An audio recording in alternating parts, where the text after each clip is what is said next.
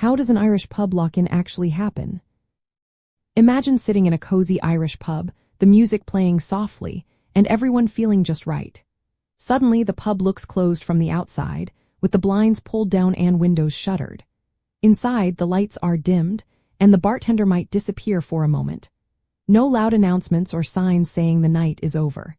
Instead, a quick nod or a wink from the owner tells the regulars that the lock-in has started. This is how a lock-in happens in Ireland. It's a quiet, mutual understanding, not a formal event. Usually, it's the regulars or close friends who get invited to stay longer. Sometimes, the owner might even serve drinks on the house as a gesture of friendship.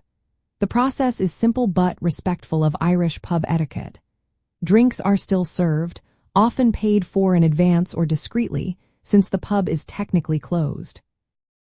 Musicians might set up in a corner and start playing traditional Irish tunes, making the atmosphere lively and warm.